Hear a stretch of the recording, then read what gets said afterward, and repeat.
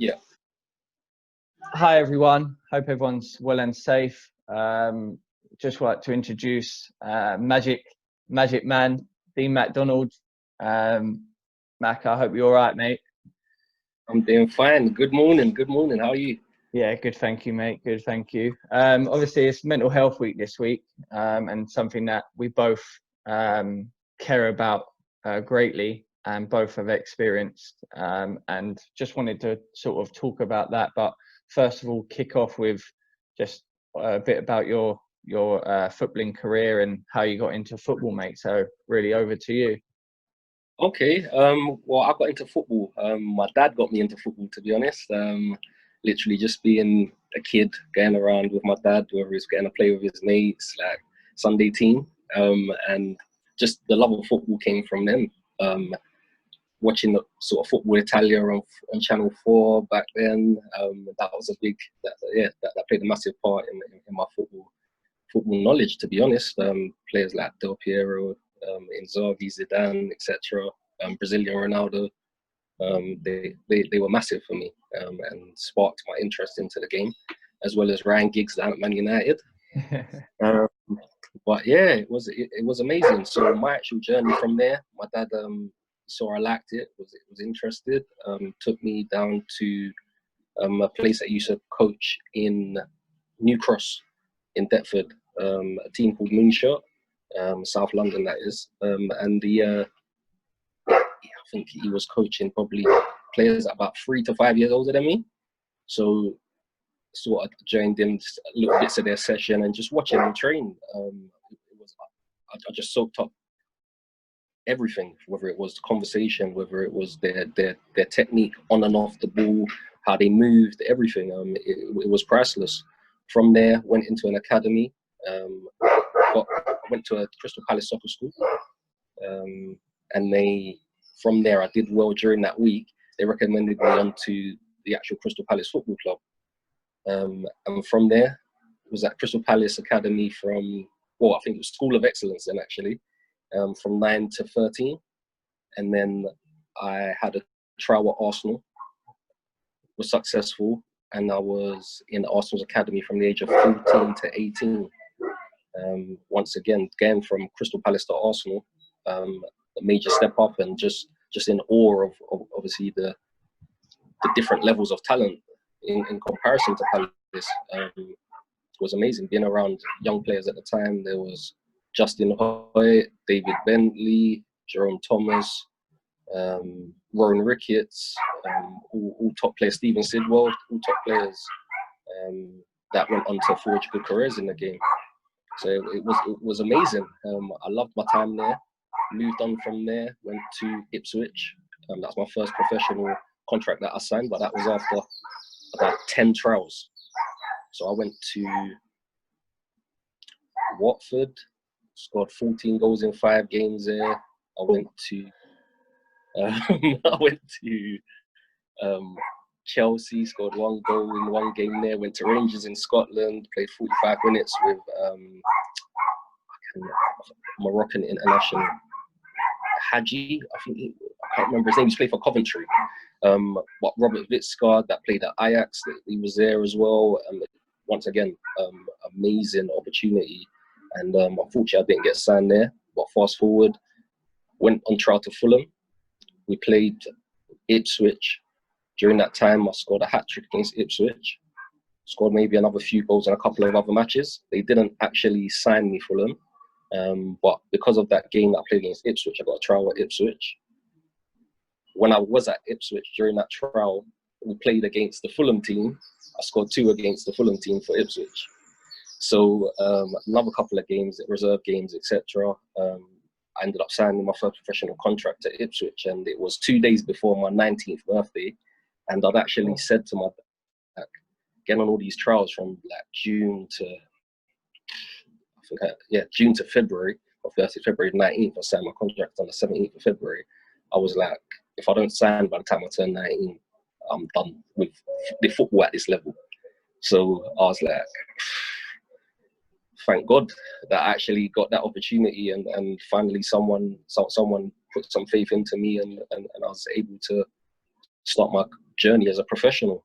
So just before you carry on with obviously becoming a professional at Ipswich, even what you just spoke about, the different experiences already at such a young age, obviously the transition from Palace to Arsenal, and I remember your name at academy level. Obviously, you're a couple years or a few years older than me, but your name was spoken about throughout academies, and there was players at Palace, I think similar age to you. They might have been in your age, like Tyrone Berry and Nathan Simpson and people like that. And Tyrone Berry was a good family friend of mine, and I remember him speaking about you, and yeah, even my dad at the time just knew your name, and yeah, there was so much hype around you at that young age. So sort of, did you feel that?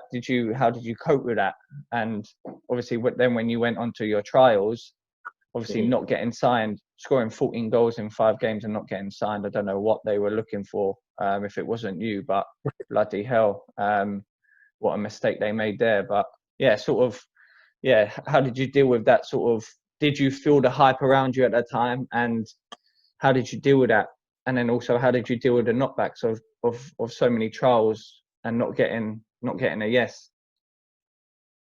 Well, to be honest, as a kid, growing up I grew up in Peckham, Dulwich, South East London. Lived in Elephant and Castle.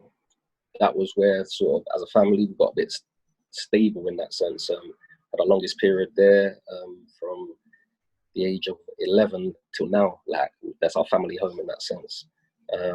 So being in the different areas and the family members and getting to different schools in different areas as well. So I went to, my primary school was Beechwood, that was in Streatham. I also went to St Dunstan's in Catford from the age of, four is about, well, 8, from probably 8 till 11. So first time of year 7, I was at St Dunstan's in Catford, a private school there, and just being taught to sort of travel, but I was taking a train. So I take the train from Elephant and Castle to Catford as a 9-year-old. And these things that sort of my dad and mum instilled in me, that was where my confidence came from. So being able to deal with, say, being spoke about by people within the football industry, parents, players, etc., managers, coaches, I think I was able to deal with that because of the foundation that I had at home. My older brother as well, he's 5 years older than me. Just being able to settle and have good people around me, to be honest. Also now the side of things, confidence-wise on the football pitch, because one thing is having confidence maybe off the pitch and having confidence on the pitch. Having that self-belief, once again, that was something that came from my dad. He'd take me out, we'd be doing drills, and literally it was because of my love for the game, and that sort of fueled his passion that he already had for it even more. And just literally having an amazing bond with my dad, that is what built the foundation to be able to say, okay, well, going to Moonshot as a child, watching him coach, training with people that are a few years older than me, etc. Got a brother who's 5 years older than me. I was always gravitated to doing things that were above my age range. So I learned quicker in that sense, how to handle pressure, how to handle setbacks, and being given that advice from obviously my peers as well, friends, that it doesn't matter if you try to take someone on, it doesn't work. Just go again. Them reinstilling that confidence in me, taking their time with me. I think that allowed things like, well, it allowed me to not even understand until I got a lot older what things like anxiety is, to be honest, because I couldn't say that I'd actually experienced it. Yeah, definitely. So, yeah. So obviously you spoke about you had a massive support from family at home, and that was the foundation. Obviously, how close you were with your dad, and him taking you obviously to his sessions, and your brother as well. And I think a lot of people can sort of resonate with that. And it's the same. My brother's only a year older, but my dad was coaching. He was involved with just like a grassroots team, Croydon FC. So we used to go down there a lot. But yeah, that's how it's very similar actually, because as much as I love football, I think the love come because of I always wanted to be with my dad and my brother, and they love football, and then it just grew and grew and grew, and then obviously just carried on from there, and enjoyed it even more and more as I got older. You know what I mean? So yeah, let's go back to obviously when you got signed, mate, at Ipswich, your first pro contract. How did that feel, and then your career onwards from there? It was a relief, a massive relief. As I said, I'd had I'd had a couple of challenges along the way. So although I went from Palace to Arsenal, during that time period, it wasn't just a transition of, okay, Arsenal want you, sort of goodbye Palace. During that time period, at Palace, I was 13. I was involved with the under-17s. New management took over. There was a couple of issues at the club. Simon Jordan came and took over Palace at the time. Alan Smith was the first team manager. We had a meeting with them, and the way that they sort of packaged it to me was, it wasn't what I was looking for. They only wanted to offer me sort of a couple of years left of schoolboy and YTS. So even from a young age, having decisions to make that were sort of, not even sort of, they're adult decisions, to be honest, and having that support there with my dad in those meetings, and being able to guide me, that is what allowed me to be able to be successful as in a person. So outside of football is obviously, it's a great game, it's a great sport, but as a person, the morals that my mum and dad set into me and my brothers, and just the thing that always resonates with me is, they will always say that you have to work hard, you have to work twice as hard, you have to work 3 times as hard. It doesn't matter if you go to, for instance, I go to on a trial and I think I've done well. If the club don't want you, that doesn't mean that your day doesn't continue. So it's that's why it was such a big relief, because it was something that I was working for since the age of 8. So I'm now 19, that's 11 years later, and I've signed my pro contract. I've reached what my dream was, because that's what I'd always wanted to be. So being now a young pro down at Ipswich, the changes from, say, being in the Arsenal environment to being in Ipswich, obviously location-wise is completely different. Arsenal's London, big city, fast-paced, and that transition to Ipswich, which is a small town, everyone knows each other. I think that, like you said earlier, being in London and so many people knowing of me, or just talking about me positively, that helped me to settle. I'd never ever looked at it as I was sort of a superstar. I never looked at it as, oh, like, this means that I'm the greatest and everything's going to be fine from here on in. This was just sort of one of my life goals that I had, and I was lucky enough to reach it. And even from then, obviously reaching, like you said, one of your achievements and one of your goals set out from an early age. Like you just said, that wasn't it for you. You knew you had to go again. You knew you had to work hard. And there were things that had been implemented in you and installed in you from a young age, from home, probably from the academy environment. And that's something, especially as we're both working with youngsters now, and like we spoke earlier off camera, just about the importance of getting across to these players that they're a person first before a footballer, and those fundamentals, like you spoke about, the hard work, the respect, the honesty with themselves, but with everyone else as well. And And I think that's a massive thing. And I feel like the youngsters now Mhm. more than ever need to sort of install that in themselves, and that's what we're trying to do, as I'm sure you are as well. Yeah, 100%. I mean, that is the.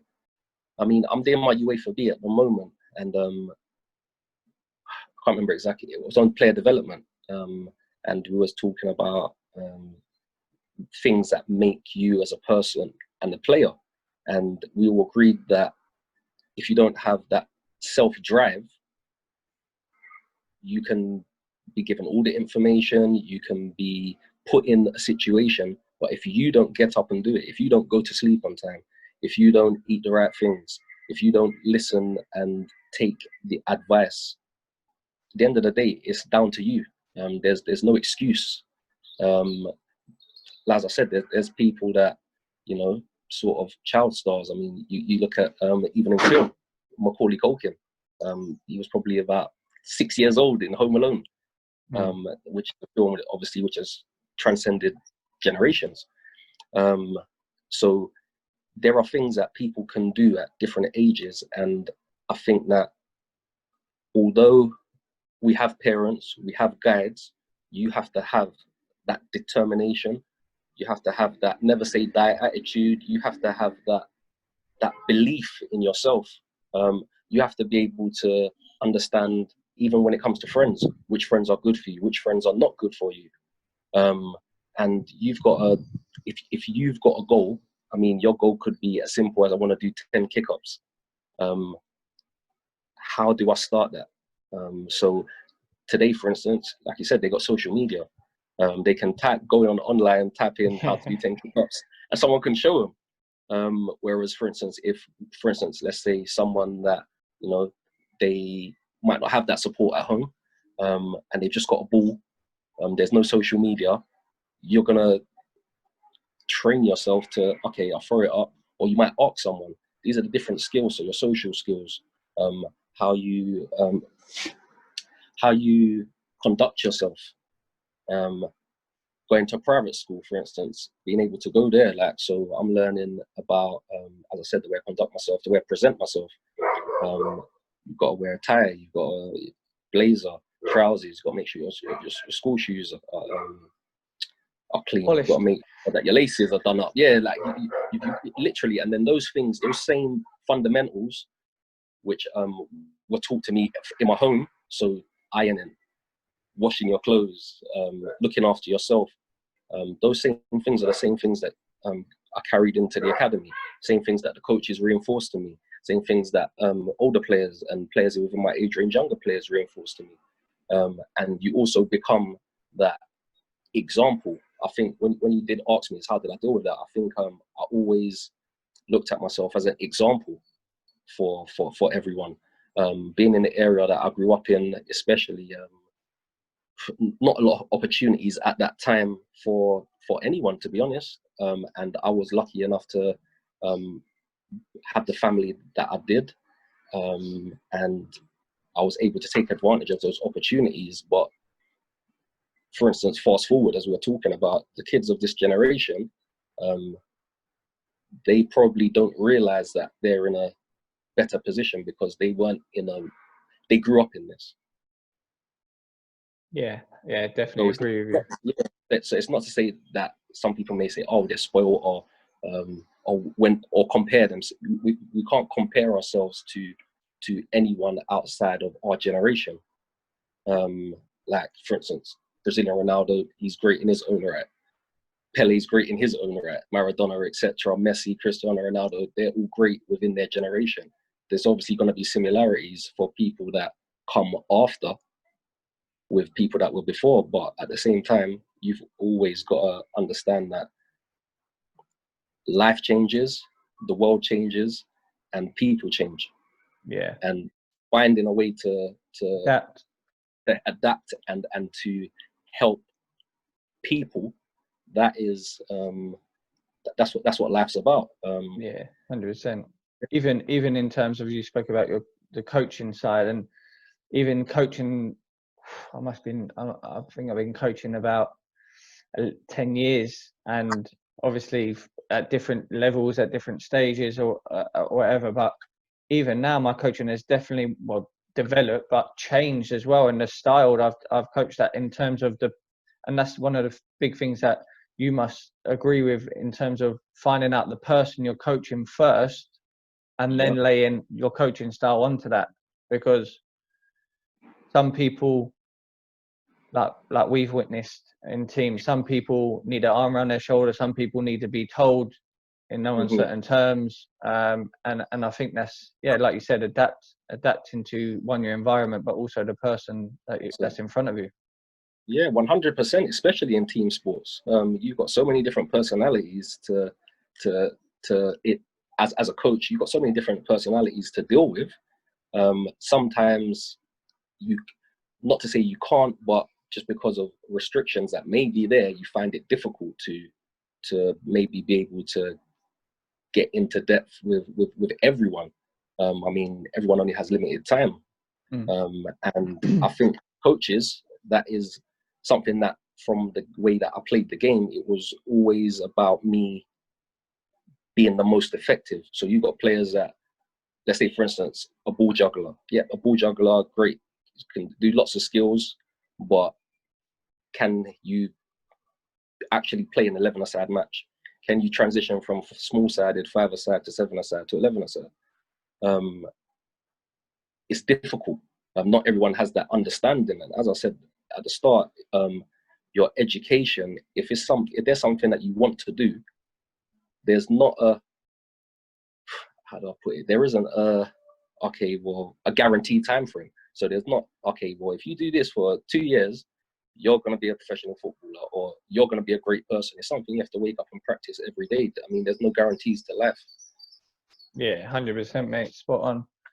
I agree with that totally. So let's fast forward again to obviously become a professional at Ipswich, and then your career sort of from there, mate, if you can. Yeah, I mean, Ipswich, I relished the opportunity to be playing. I mean, they were in the Championship at that time. Players like Darren Bent, Chef Kikuchi, Jim Magilton, Darren Curry. Like, the first team was buzzing, and I went there originally, young pro.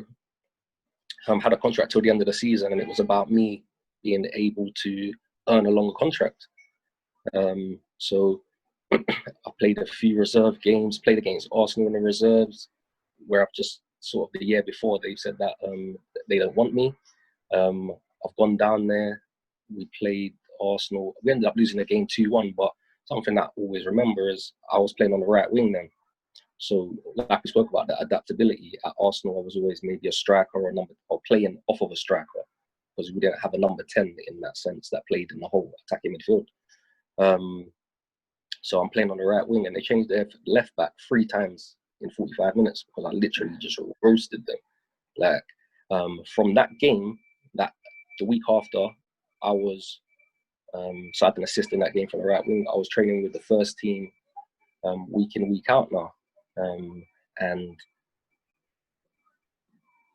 knowing that Arsenal may have said, okay, well, you're not someone that we're looking for. I mean, it was no different to any other club. So that's fine, no problem, you move on.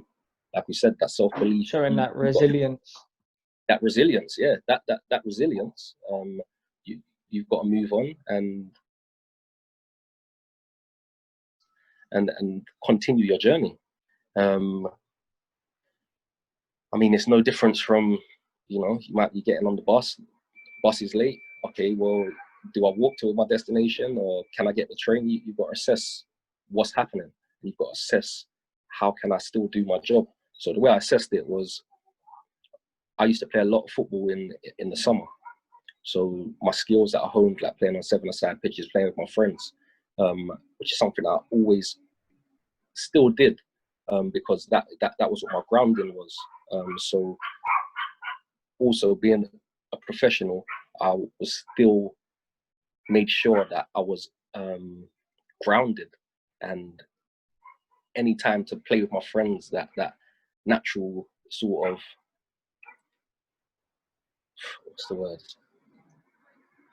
the natural essence of where you started. Yeah, So where you come from. Park, like playing in the pen, etc. Like, and all the things that made your brain tick. So knowing my environment, I was able to transfer that onto the pitch. I was able to read the game. So when we're doing sessions, like might be taking somebody on or even defending, which is one in the same. You're either sort of shuffling backwards, showing someone one way, or you're on the front foot and you're trying to get them off balance. So that's where my fundamentals came from. I managed to get another year contract at Ipswich before the end of the season. I was involved in the first team squad at that time. They played, so I was the 17th man, so I was just traveling, getting my ground in the first team, seeing what it's like. Joe was the manager. And the last game of the season, I was in the squad, saw my name on the back of my shirt, which was just literally like breathtaking, because as I said, that's what I'd actually been working for.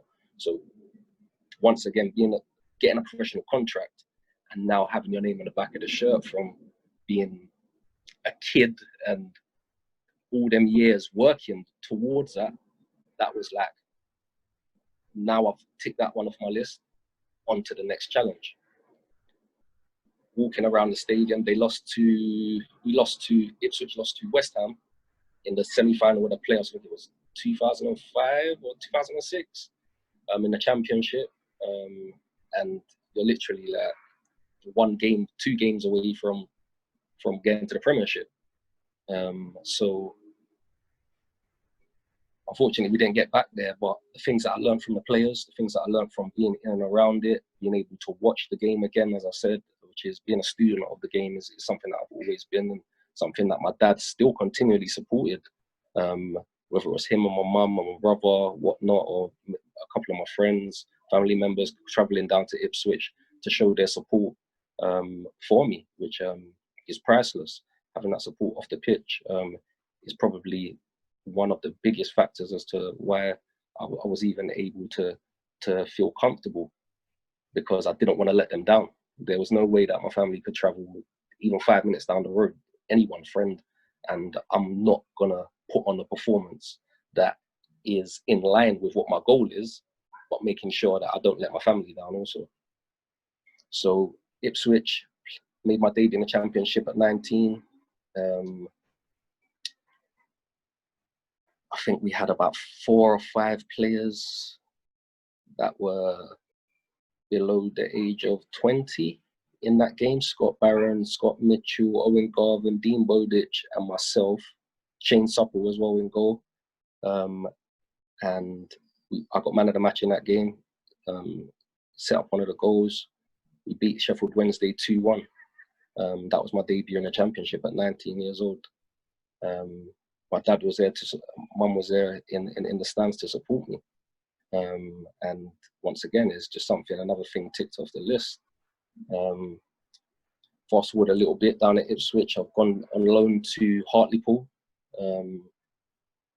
That would have been, so I made my debut at the start of the season in the August, went on loan November for a month to Hartlepool, North of England. Once again, my dad's still come up to support me at a couple of matches. I think I played about 5 matches. Got man of the match again on my debut against Bradford. Dean Windass come up to me after the game and was like, "Well done, son." That's something that once again stuck with me. That was at Valley Parade away. We beat them 3-1, I think it was. I didn't score, but I had an amazing game. And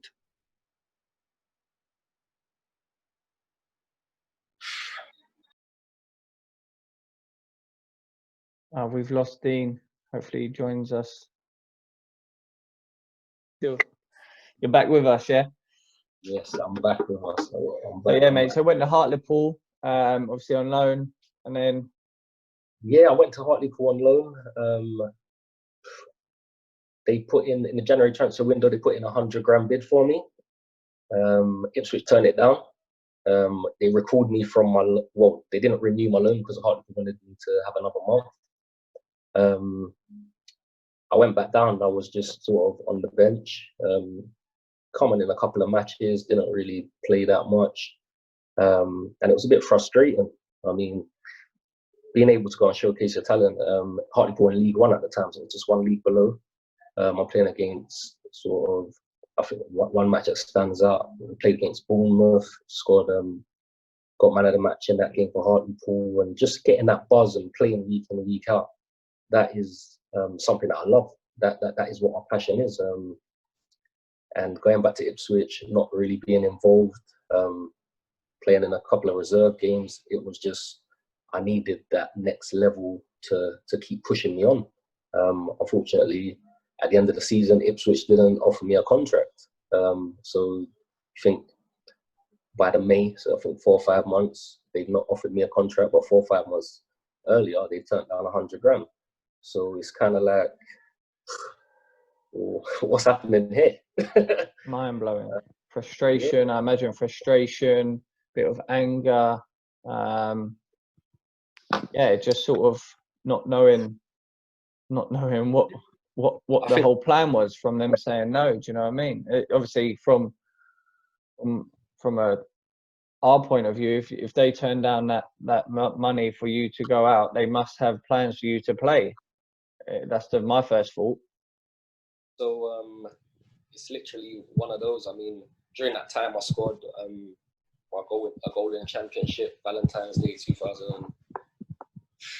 2006, I think it was. Away at Crewe, I've come on at half time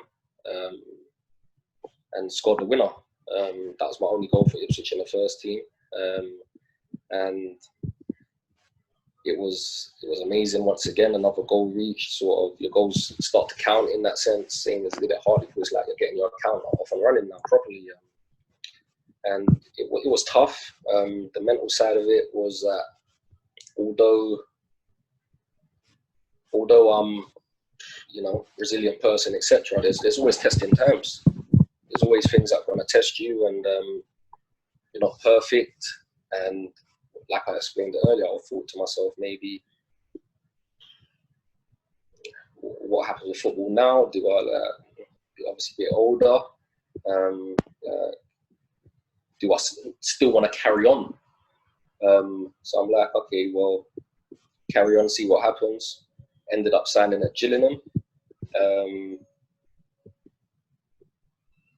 Moved back home, so I'm back in London. Gillingham about 45 minutes away from London, and it was more of a sense of just being back at home. To be fair, it was like, although I still had that goal of being the best player that I wanted to be, it wasn't something that I'd like my own standards wouldn't allow me to drop that. So once again, maybe not getting a recognition from a club, it's not what mattered to me. As long as my standards were always high, is what did matter to me.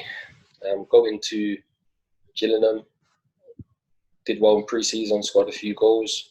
I'm starting first game of the season, so we've got players on our team. We've got Andrew Croft, Matt Jarvis, Ian Cox, Brent Sancho.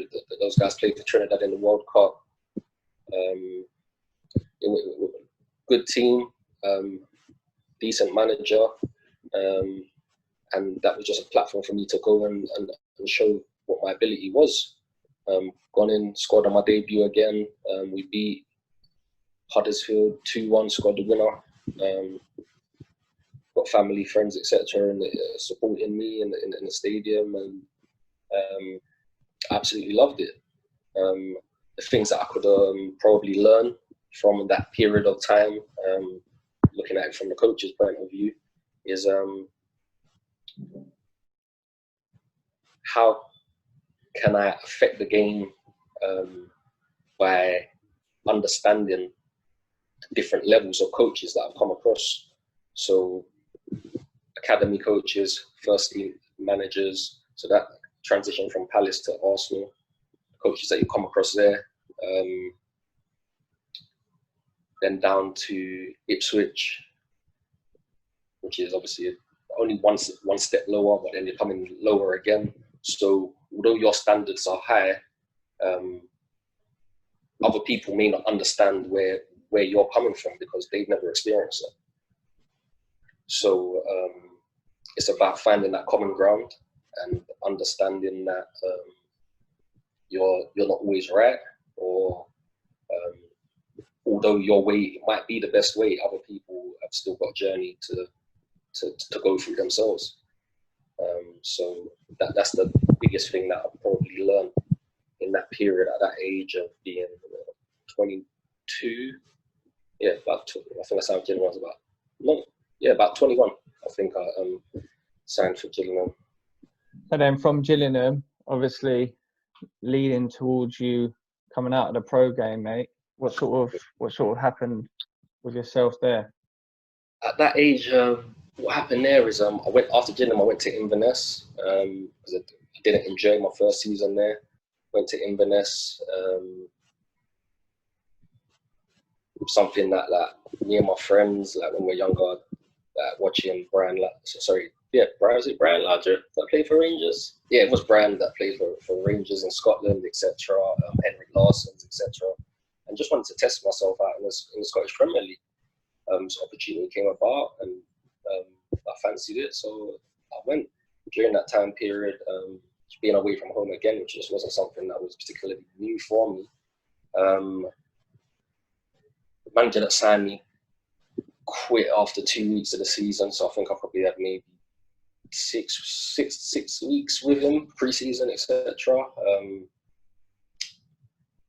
He quit after 2 weeks of the season, so I got injured 2 weeks before the season started in a pre-season match. So I was scoring goals, enjoying it. I ended up coming on the first game of the season against Rangers at home, and it once again, it was something that was ticked off the list, something from my childhood, etc. That I was able to do. Manager left, new manager come in, gone and had a chat with him. He said that, "Sir, I've been doing well. Keep it up." So I'm playing reserve, getting the top goal scorer in the reserves. I'm not getting an opportunity in the first team. My mum passed away at that point as well. So I was getting back and forth. My mum suffered with cancer, so I was getting back and forth from Scotland to London, getting a visit in the hospital. At times, because in Inverness, the flights weren't that frequent, so you couldn't, if you didn't, the last flight of the day was probably about 5 o'clock, 6 o'clock in the evening. So different times, depending on whether we were playing, etc., I'd have to get flights back and forth to be there to obviously support my mum, support other parts of my family. And it was tough. It was very tough. It's something that you can't prepare yourself for. Your parents or anyone, a loved one, that's not going to be there. You only get one mum and one dad in that sense, and it's tough. So at that point, my mum passed away. I was on my way back from Inverness. My partner that I was with at the time and my brother drove up because there wouldn't have been a flight after the game.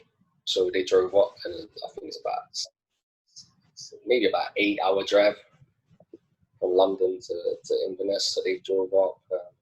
We're driving back down, and that's when I got the call to say that my mum had passed away. So we driven back down to the hospital where she was. Sort of said our goodbyes at that point, and it was crushing, to be honest. It's in tears, as you can imagine.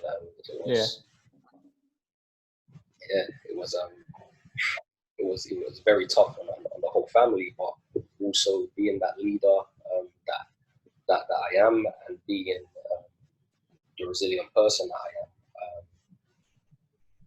I went back to football. So my mum was buried the week after. I went back to football probably a week after. So 2 days after my mum's funeral, I went back to football. And trying to get not even get it out of your head, but trying to change your focus. That was very tough. So I'm in training, a new manager, he's not having me anyway. That was before then. He's making me train with the kids. So I'm a first team player, he's making me train with 17-year-olds, 16-year-olds. And it's, when I say it's not a problem, is I don't have a problem training with whoever. It doesn't matter. It doesn't matter what age, whatever. I don't particularly mind. But once again, that level of coaching or coach, and where he was at that time period, that wasn't the place that I needed to be. And it was a period of time where I was just reflecting on my life. So just thinking, okay, well, I've spent a lot of time away from my family. I'm not going to get the chance to obviously spend that time with my mum again. And I just sort of refocused on football and trained hard. Went into non-league after that because I was just like, to be fair, I just want to play football. That's what actually makes me happy. Yeah. So obviously, yeah. And even obviously you talking about it now, like from this conversation at the start to you speaking about your times at Arsenal and obviously then Ipswich and stuff, your demeanor's changed obviously. So we can all tell that from your time at Inverness,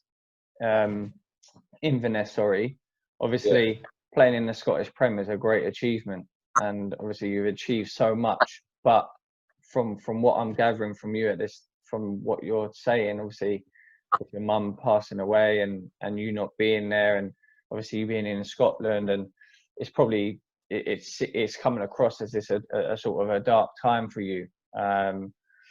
And we all know that football is sometimes our outlet. Obviously you that is where you go and enjoy yourself. That is where you go see the boys, the coaches, they have the banter. But there is certain times, as I'm sure that you were just sort of touching on there, that football can't give you that because you're just obviously something traumatic has happened and a tragedy, and it's still you're not getting out of football what you want, that outlet, and it's not giving you that outlet. That's what I'm trying to say. Exactly that. It wasn't giving me that outlet that I was looking for. I mean, it was like, as you said, again, being able to play football, just training matches, whatever, with your friends, I've just always enjoyed it. Yeah, so it's like, well, so where is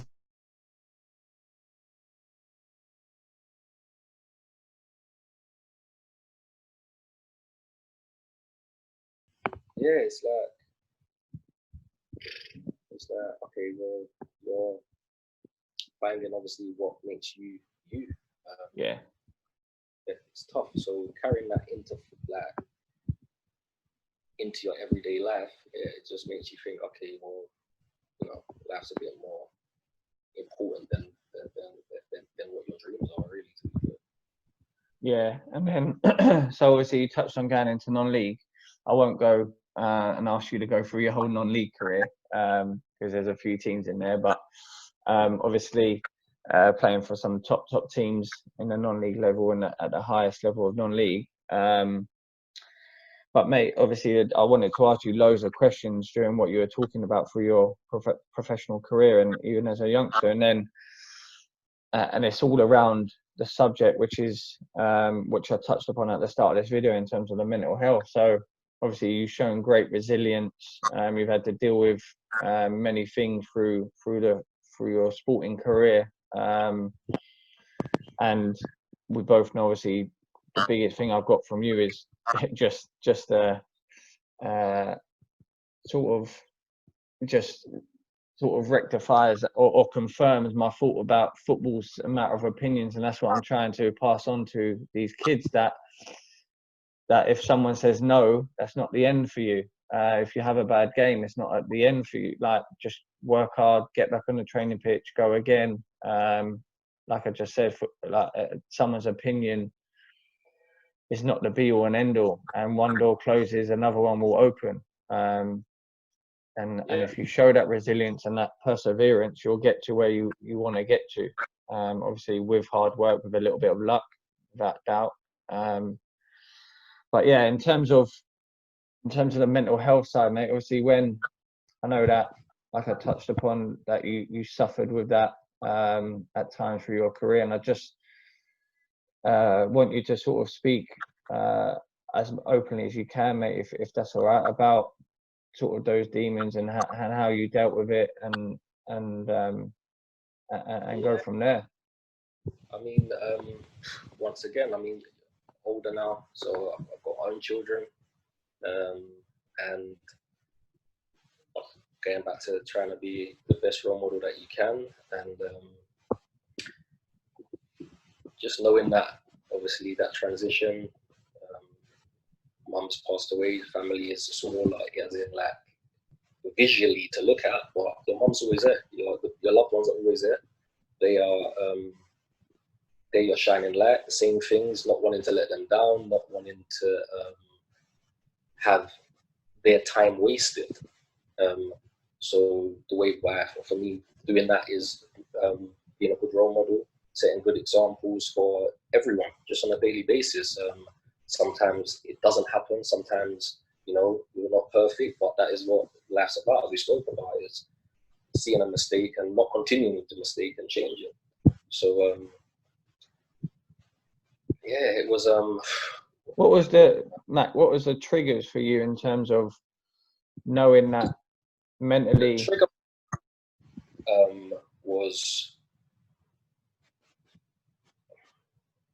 was playing football was all that I wanted to do. So what it was is that whatever I do, I want to be the best at. I've got that winning mentality. Whatever I do, I put 100% focus in. And to be where I was on my journey, that's what I had to do. So there's also that element of being selfish. It's almost like, let's say, as a striker, he's not necessarily going to pass the ball in a certain position to someone else because he's here to score goals. So there's obviously all the different elements that make you. The trigger for me that made me say, do you know what, like, I'm not interested in football, but I've got other things that are more important. Is was at Merstham. During that season, pre-season, Hayden's made me captain. Then he decided that he's not going to make me captain. I made you captain. It wasn't, I think, about 2 months, 6 weeks, 2 months maybe after that. He said, yeah, it's time for me to move on. No problem, whatever. And it was just literally in that period, just sort of getting some rest. That was when I first thought about it, because since the age of 8, I've never taken a second off of what my goal was. So, and not even so much 8, that's just the actual playing side, probably like 4 years old. So getting that rest period for the first time, like the first time I didn't have a club, or I decided that I was going to go to another club. So that couple of months allowed me to have a break. I think I came back later on that season, January, February, and I just literally just thought to myself, do you know what? I'll come back a couple months. With me, it was never that my self-belief's never been in doubt. So there's periods that afterwards, like I've not played football for a year, and I can come back and be the best player on the pitch. It's nothing to do with my technical ability. It's nothing to do with that. It's if I want to do it or not. And that rest period, I thought to myself, do I want to do it? All right, let me come back and see. We played, scored a few goals. We ended up staying up, because I think it was, I don't know whether it was just painted was a bit closer to the bottom or not, but we ended up staying up or whatnot, and that was a goal for us to secure our position as high as we could. End of that season, Hayden said he wanted me to stay on for next year. And I said, yeah, I'd like to do that. And then I went on holiday went to America with my dad, my two younger brothers. And I was just like, I don't really fancy coming back to football, to be fair. So I'm like 32 years old now. So that's what, 24 years. 24 years of playing football and not having a break.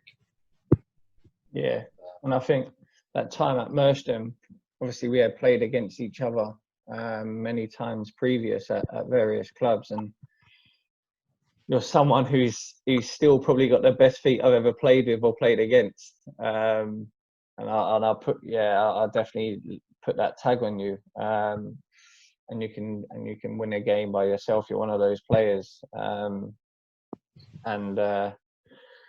you come to Merstham, I could, especially before you left the first time, I could tell that you sort of wasn't yourself. Obviously, knowing you for a few years, over the years of playing against each other, whatever, I sort of knew your character and personality, and I sort of knew yourself. And then when you did come back, you were a bit more like yourself. I wouldn't say completely yourself even then. But I think one of the big things, and I've spoken to other people about this, is, and I don't know, I'm not speaking for you, but obviously the levels that you've played at to then drop down, and then for whatever reason, again, managers' opinions or playing in teams that don't suit the way you play. I know that at Merstham we did, because we tried to get the ball down, and especially when you were playing up front as a 10, the key for me was to give you the ball. That was the biggest thing for me. That's the only thing I felt that I wanted to do, is because I know that you can win a game for us, and you've got that ability in you. And I think that might have been a sort of struggle without you knowing that you dropping down to the level and playing with players and in environments and on pitches that you knew that you were better than. But yeah, probably. To be honest, that, and this is obviously insight into it, is that I've always played, me getting to the better pitches, I had to go through the bad pitches. So I can do. That's why I can do whatever I can do on any pitch, because I've trained for it. Yeah. So understanding what's at these levels, I know what's at these levels, as in manager-wise. Of course, it's part-time. So there's gonna be people here for all different reasons. So it was literally, I didn't necessarily want to be playing, because right now I could put a pair of football boots on and go on a football pitch. I haven't really played football for a couple of years, and you wouldn't necessarily see a major difference. So it's not that maybe that people need to have a greater insight, like we spoke about at the start, is get to know your person. Don't think that, okay, well, this person shows this, so that's what it is. And that goes for whether it's teammates, whether it's the physio, T-late, anyone. So although someone may project something deeper going on. Yeah, there must be a reason why someone may project something, but it's about, once again, bringing it back around to you as the individual, like we said at the start. If I got a contract at Arsenal, Man United, whatever, yeah, it's great. If I didn't ever get from Palace to Arsenal, even as a kid, that's life. It doesn't actually matter. You need to take your life, because everyone's life's different, into your you're house. You're in charge of yourself. Yeah, so you're in charge of yourself. So, like at the end of the day, if people offer a helping hand, that's great. But not everyone's going to offer a helping hand, and you've got to go through your life journey, and that is going to be your life journey. People can offer advice, people can have an opinion, and that's everyone's entitled to it. But you've got to know who you are and why you do what you do. Yeah, spot on, mate. And yeah, like I said, I wanted to touch base on the mental health side with you, because I know that playing alongside you at the time where it was sort of going on, like I said, I touched on just a second ago that I could tell a difference in you, and maybe I didn't do enough as captain at that time, maybe to speak to you and privately or whatever. Maybe to be fair, maybe I just didn't feel I could have, I had the right thing to say, but that's not an excuse. As